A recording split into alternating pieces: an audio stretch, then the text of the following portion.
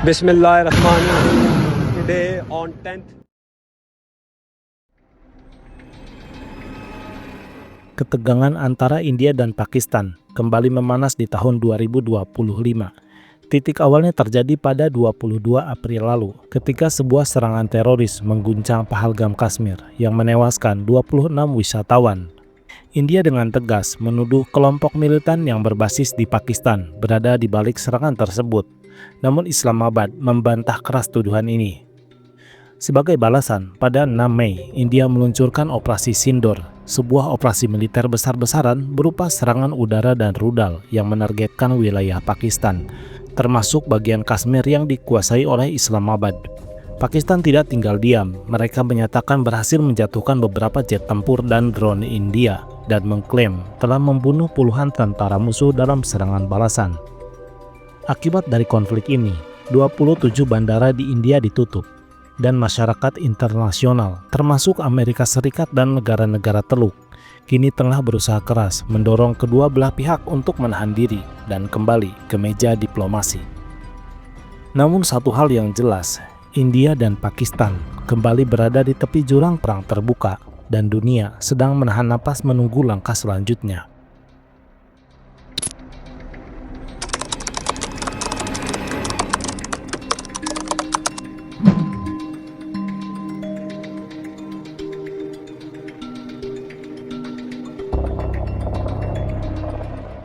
Selama lebih dari 2 abad, tanah luas di Asia Selatan yang kini dikenal sebagai India, Pakistan, dan Bangladesh dulu pernah menjadi satu wilayah administratif di bawah kekuasaan kolonial Inggris. Wilayah ini dikenal sebagai British India atau India Britania. Penduduk India Britania sangat beragam. Mayoritas penduduknya beragama Hindu, disusul oleh Muslim, Sikh, Buddha, Kristen, dan lainnya.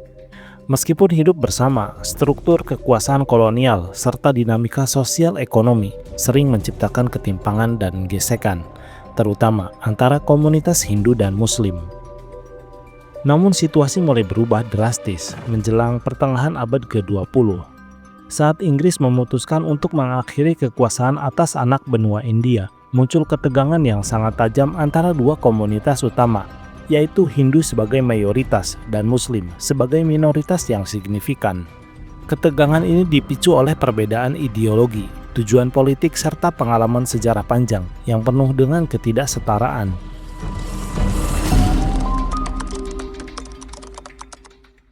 Di tengah perjuangan menuju kemerdekaan, dua kekuatan besar muncul. Yang pertama, Kongres Nasional India yang didominasi oleh tokoh Hindu seperti Jawaharlal Nehru dan Mahatma Gandhi, dan Liga Muslim yang dipimpin oleh Muhammad Ali Jinnah. Kongres Nasional India menginginkan agar India merdeka sebagai negara tunggal, sementara Liga Muslim menyuarakan pembentukan negara Muslim yang terpisah, yaitu Pakistan. Ketegangan ini mencapai titik didih pada 16 Agustus 1946. Dalam sebuah peristiwa yang dikenal sebagai Direct Action Day. Liga Muslim menyerukan hari itu sebagai aksi unjuk rasa untuk menunjukkan tekad mereka dalam mendirikan Pakistan. Awalnya disampaikan sebagai aksi damai dan mogok massal, namun nyatanya situasi berubah menjadi bencana. Di Kalkuta, yang menjadi pusat aksi, pemerintah daerah menyatakan hari libur umum dan bahkan meliburkan sebagian besar aparat keamanan. Kondisi tanpa pengawasan ini membuat berbagai kelompok ekstremis turun ke jalan dengan membawa senjata. Ketegangan meledak menjadi kekerasan sektarian berdarah antara umat Hindu dan Muslim. Kerusuhan selama beberapa hari mampu menewaskan sekitar 4.000 orang dan membuat puluhan ribu lainnya kehilangan rumah dan tempat tinggal. Kemudian peristiwa ini menyebar ke wilayah-wilayah lainnya dan memicu gelombang kekerasan balas dendam yang tidak terkendali. Setelah tragedi Direct Action Day, kepercayaan antara komunitas Hindu dan Muslim benar-benar runtuh. Inggris yang saat itu sudah kehilangan kendali penuh, bergegas menyusun rencana pembagian India. Pada Juni tahun 1947, diumumkan bahwa India Britania akan dibagi menjadi dua negara. India yang mayoritas Hindu dan Pakistan mayoritas Muslim. Rencana ini diumumkan oleh Lord Louis Mountbatten dan dikenal sebagai Mountbatten Plan. Namun yang paling fatal pada keputusan Inggris adalah garis batas wilayah baru yang dikenal sebagai garis Radcliffe. Garis batas kedua negara baru diumumkan 2 hari setelah kemerdekaan kedua negara, yaitu 17 Agustus 1947. Dalam kondisi tanpa kejelasan, jutaan orang yang tinggal di wilayah perbatasan tidak tahu apakah mereka masih berada di India atau sudah masuk ke wilayah Pakistan. Apa yang kemudian terjadi adalah perpindahan penduduk terbesar dalam sejarah umat manusia yang terjadi dalam waktu singkat.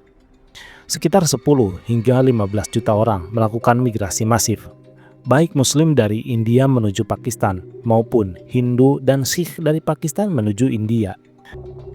Namun perpindahan ini tidak terorganisir, tidak dilindungi dan berlangsung di tengah kondisi kekacauan serta dendam sektarian yang membara. Di sepanjang jalur-jalur migrasi, kereta api yang membawa para pengungsi seringkali diserang dan ditemukan hanya berisi mayat. Karapan pengungsi disergap dan dibantai, perempuan diculik dan dilecehkan, desa-desa dibakar habis. Diperkirakan 1 hingga 2 juta orang tewas dalam kekerasan ini. Dan sekitar 75.000 perempuan di berbagai agama menjadi korban kekerasan seksual atau penculikan. Banyak di antara mereka yang tidak pernah kembali. Wilayah Punjab menjadi pusat kekejaman terbesar karena wilayah ini dibagi 2 oleh perbatasan baru. Komunitas Sikh, Hindu dan Muslim yang telah hidup berdampingan selama berabad-abad berubah menjadi musuh yang mengerikan. Pembalasan terus terjadi di kedua sisi perbatasan. Demikian pula di Bengal Timur, di mana eksodus besar-besaran terjadi akibat pembantaian dan intimidasi. Kota-kota seperti Delhi dan Karachi juga mengalami kekacauan, walaupun dalam skala yang lebih sporadis. Tragedi ini tidak hanya menyebabkan kerugian fisik dan nyawa, tetapi juga meninggalkan luka batin yang diwariskan turun-temurun. Mahatma Gandhi mencoba meredakan situasi dengan melakukan mogok makan.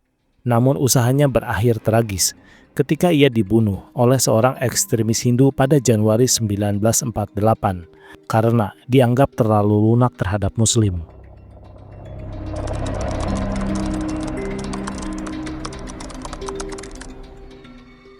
Tapi peristiwa ini ternyata bukanlah konflik antara 2 negara, melainkan kekerasan sektarian. Dan perang terbuka pertama antara India dan Pakistan meletus tak lama setelah kedua negara merdeka dari Inggris.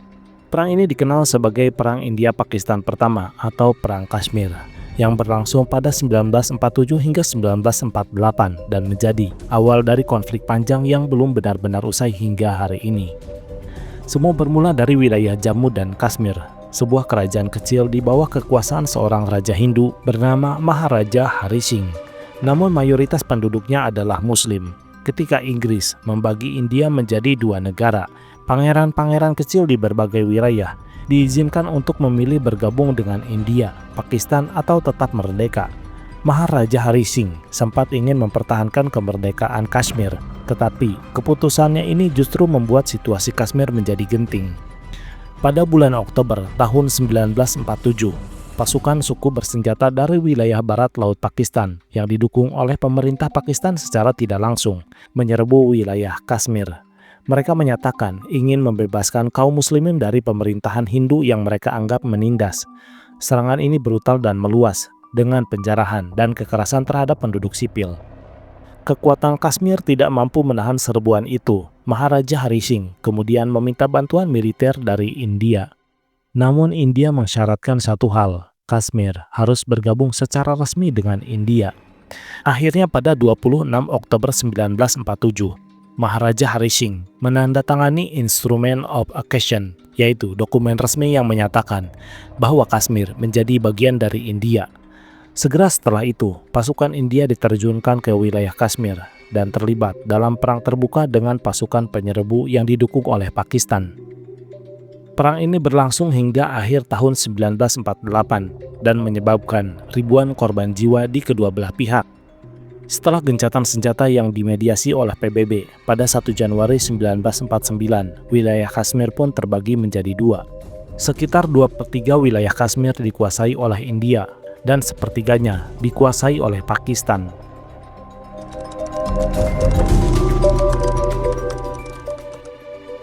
Perang terparah antara India dan Pakistan terjadi pada tahun 1971, tepatnya saat Pakistan Timur ingin memisahkan diri dari Pakistan Barat. Sejak 1947, ketika India dibagi menjadi dua negara, Pakistan terbentuk dalam dua bagian yang terpisah ribuan kilometer, Pakistan Barat dan Pakistan Timur. Meski sama-sama Muslim, kedua wilayah ini sangat berbeda dari segi bahasa, budaya, dan etnis. Pakistan Barat mendominasi pemerintahan, militer, dan ekonomi, sedangkan Pakistan Timur merasa dipinggirkan dan dieksploitasi.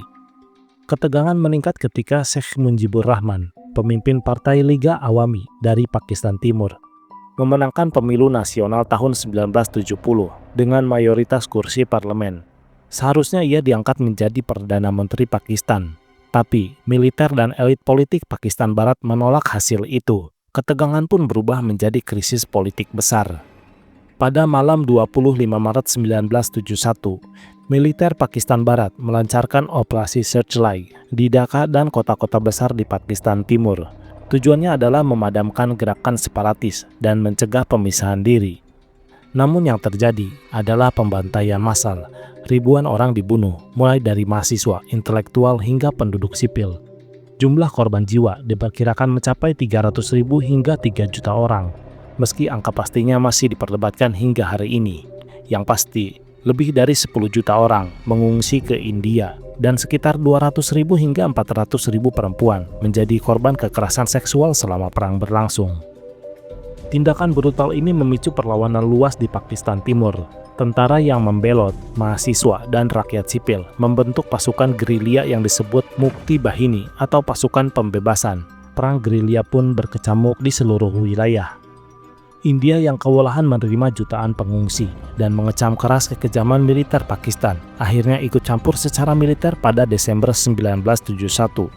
Pada tanggal 3 Desember 1971, Pakistan melancarkan serangan udara ke India. Hal ini justru memberikan India alasan resmi untuk menyatakan perang. Maka pecahlah perang India-Pakistan tahun 1971 yang berlangsung selama 13 hari dan menjadi salah satu perang tersingkat namun paling menentukan dalam sejarah modern. India bergerak cepat. Pasukan gabungan India dan Mukti Bahini melancarkan serangan dari berbagai arah. Dalam waktu singkat, mereka merebut banyak wilayah hingga akhirnya pada 16 Desember tahun 1971, pasukan Pakistan di Dhaka menyerah tanpa syarat. Lebih dari 90.000 tentara Pakistan ditawan dan menjadikannya salah satu penyerahan terbesar sejak Perang Dunia Kedua.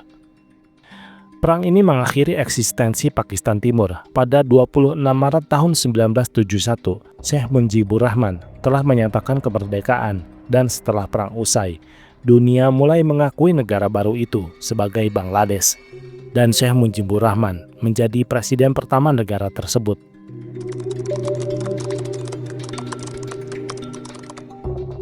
Sejak saat itu, ketegangan antara India dan Pakistan terus berlangsung. Di tahun 1999, terjadi perang di wilayah Kargil, Kashmir. Ini terjadi hanya 1 tahun setelah kedua negara menguji coba senjata nuklir mereka. Perang itu sangat beresiko. Dua negara nuklir saling menyerang di dataran tinggi, dan ternyata sejak bercerai dari rahim yang sama pada tahun 1947, India dan Pakistan telah menjadi dua tetangga yang tidak pernah benar-benar damai. Mereka sudah 4 kali perang secara terbuka, saling mengirim peluru, bom, dan pasukan ke medan perang yang sama, yaitu Kashmir.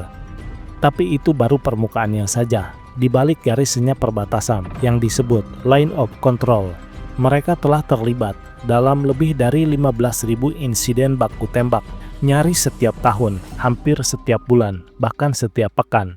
Di antara itu, muncul pula bayangan gelap militan bersenjata yang memicu lebih dari 10 serangan besar ke jantung India, mulai dari parlemen hingga hotel mewah di Mumbai. Dan India pun membalas dengan serangan udara dan operasi rahasia ke wilayah Pakistan. Ini bukan sekedar permusuhan biasa, ini adalah dendam panjang yang dibungkus oleh rasa nasionalisme, keyakinan, dan juga luka sejarah yang belum sembuh. Yang membuat konflik saat ini semakin berbahaya adalah fakta bahwa kedua negara memiliki senjata nuklir. India memiliki sekitar 160 hulu ledak nuklir dan Pakistan memiliki 170 hulu ledak. Bahkan, Pakistan dikenal sebagai negara dengan pertumbuhan arsenal nuklir tercepat di dunia. Militer keduanya juga terbilang besar. India memiliki lebih dari 1,4 juta tentara aktif dan Pakistan memiliki sekitar 600.000 tentara.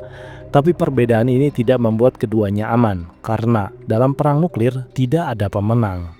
Laporan dari organisasi internasional menyebutkan jika perang nuklir terjadi, maka hingga 125 juta orang bisa tewas dalam waktu singkat. Dunia akan mengalami nuclear winter, penurunan suhu global, dan kelaparan massal. Konflik ini bukan hanya ancaman bagi India dan Pakistan, tapi ancaman bagi umat manusia. Hari ini, konflik antara India dan Pakistan tidak mati. Ia tidak membusuk, ia tumbuh, berubah bentuk, menyusup ke dalam kehidupan sehari-hari.